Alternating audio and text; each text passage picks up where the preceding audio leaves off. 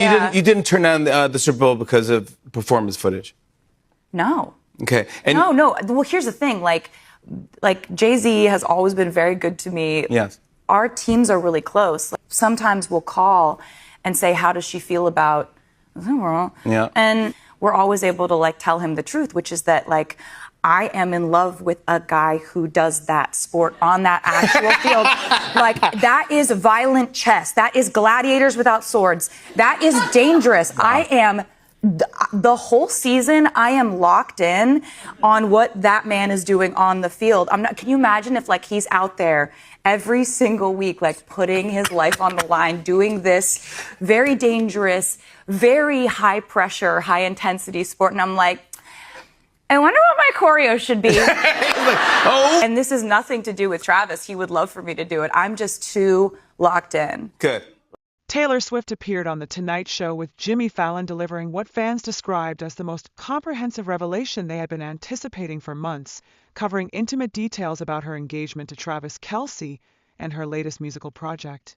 Swift explained how she had been carrying around the secret of her new album for an entire year, comparing the experience to holding on to a perfect Christmas present from a sibling and feeling tremendous excitement when people finally got to experience what she had created.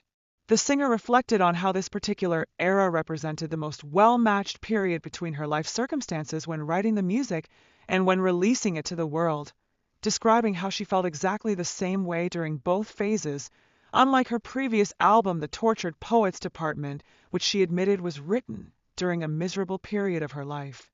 Swift characterized her latest work as showcasing the showgirl aspect of her personality, contrasting it with the honest and stoic writer persona displayed in her previous album, explaining how she wanted to present herself as funny, feisty, flirty, and slightly scandalous while having an absolute blast.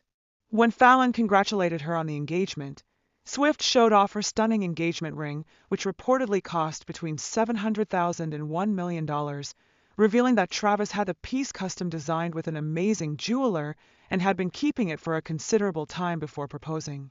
She described Travis as her favorite person she had ever met, emphasizing that the prospect of spending every day with him forever represented the true victory rather than just the ring itself. The conversation turned to how Swift had appeared on Travis's podcast New Heights to announce her album title, with Fallon noting that the Kansas City Chiefs had won every game since he appeared on the same podcast, leading to playful, superstitious banter about not wanting to jinx their winning streak. Swift revealed the clever deception Travis orchestrated around the proposal, explaining how he used the podcast recording as a distraction technique while secretly preparing their backyard for the romantic moment. She described noticing unusual blackout drapes covering every window of the house, which seemed excessive for a typical podcast recording, and how Travis appeared uncharacteristically nervous about the interview despite being a professional athlete accustomed to high-pressure situations.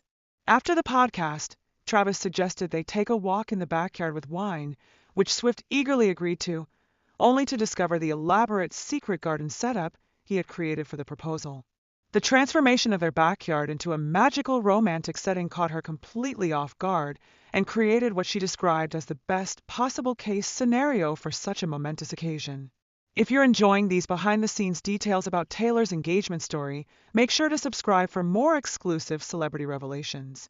The discussion shifted to Swift's recent victory in regaining control of her master recordings, which she described as feeling absolutely outlandish since she had made peace with re-recording her entire catalog. She explained the emotional protection mechanism she had developed over the years, deliberately avoiding looking at her old music videos or album covers to prevent the sadness that came from not owning her own creative work. Swift described having to completely reroute her absorption system regarding her own music, transitioning from protective detachment to genuine excitement whenever she encounters any of her previous work, calling it the best feeling in the world and thanking fans for caring about the ownership issue.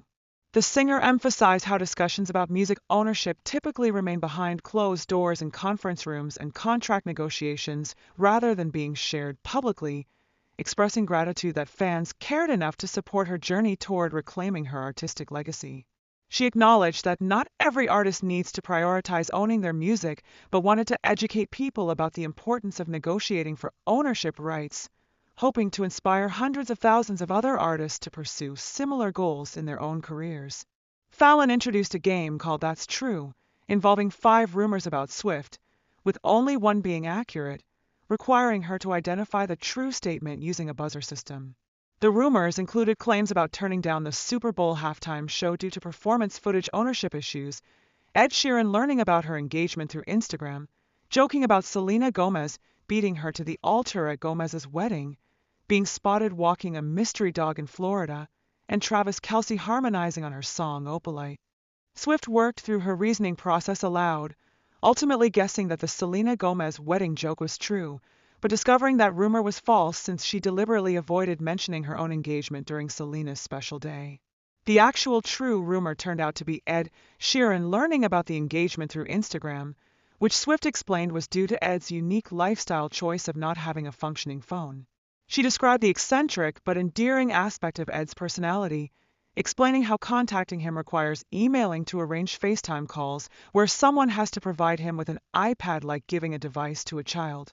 Swift expressed genuine regret about forgetting to personally inform someone she considers family about such important news, calling Ed one of her absolute favorite people on the planet despite the communication oversight.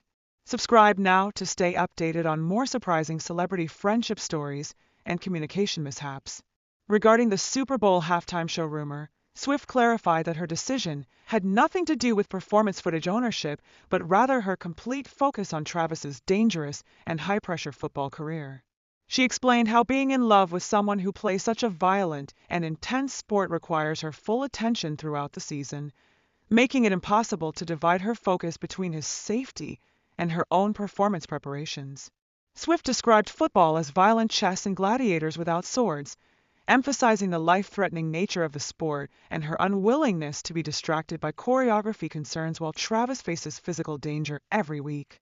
The singer dismissed the other rumors about harmonizing with Travis on her music and walking mystery dogs in Florida, maintaining that neither incident had occurred despite internet speculation.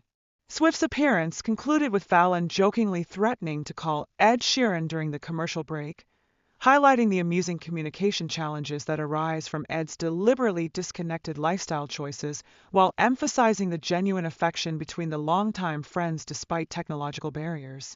You didn't turn down the Super Bowl because of performance footage? No. Okay. And No. Well, here's the thing. Like Jay-Z has always been very good to me. Yes. Our teams are really close. Like, sometimes we'll call and say, how does she feel about... Yeah. And we're always able to tell him the truth, which is that I am in love with a guy who does that sport on that actual field. That is violent chess. That is gladiators without swords. That is dangerous. Wow. I am the whole season. I am locked in on what that man is doing on the field. Can you imagine if he's out there every single week, putting his life on the line, doing this very dangerous, very high pressure, high intensity sport. And I'm like, I wonder what my choreo should be. Oh. And this is nothing to do with Travis. He would love for me to do it. I'm just too locked in. Good.